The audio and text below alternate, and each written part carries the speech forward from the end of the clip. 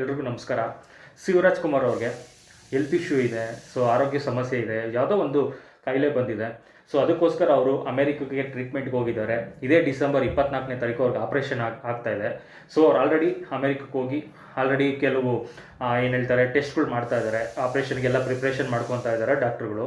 So ಅವ್ರ health condition ಯಾವ ರೀತಿ ಇದೆ, ಸೊ ಅವ್ರದ್ದು BP ಇರ್ಬೋದು, ಶುಗರ್ ಇರ್ಬೋದು, ಈ ರೀತಿ ಎಲ್ಲ ನಾರ್ಮಲ್ ಆಗಿದೆಯಾ, ಆಪ್ರೇಷನ್ ಪ್ರೊಸೀಡ್ ಆಗ್ಬೋದಾ, ಸೊ ನಾವು ಆಪ್ರೇಷನ್ ಮಾಡಿದ್ರೆ ಸಕ್ಸಸ್ ರೇಟ್ ಎಷ್ಟಿದೆ, ಸೊ ಅನ್ನೋದ್ರ ಬಗ್ಗೆ ಎಲ್ಲ ಡಾಕ್ಟ್ರುಗಳು ಇವಾಗ ಪ್ರಿಪೇರ್ ಆಗ್ತಾ ಇರ್ತಾರೆ.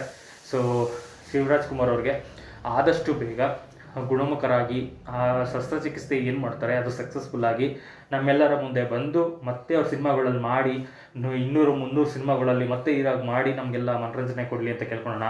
ಸೊ ಶಿವಣ್ಣ, ನೀವು ಧೈರ್ಯವಾಗಿರಿ, ನಿಮಗೆಲ್ಲ ಏನೂ ಆಗಲ್ಲ, ಆ ದೇವ್ರು ನಿಮ್ಮ ಜೊತೆಯಲ್ಲಿದ್ದಾನೆ.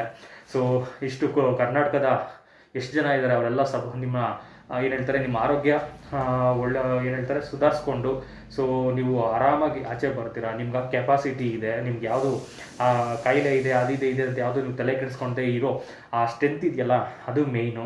ಸೊ ನೀವು ಖಂಡಿತ ನಿಮ್ಗೆ ಒಳ್ಳೇದಾಗತ್ತೆ.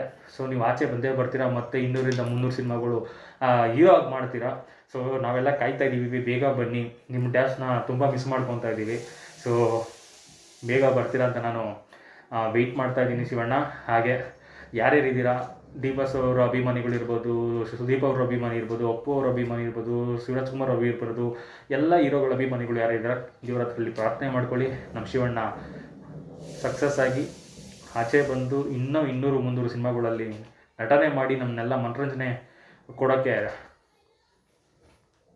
ಆಗಲಿ ಅಂತ ದೇವರ ಹತ್ರ ಬೇಡ್ಕೊಳ್ಳೋಣ. ಥ್ಯಾಂಕ್ ಯು, ಧನ್ಯವಾದಗಳು. ಜೈ ಡಿ ಬಾಸ್, ಜೈ ಕರ್ನಾಟಕ ಮಾತು.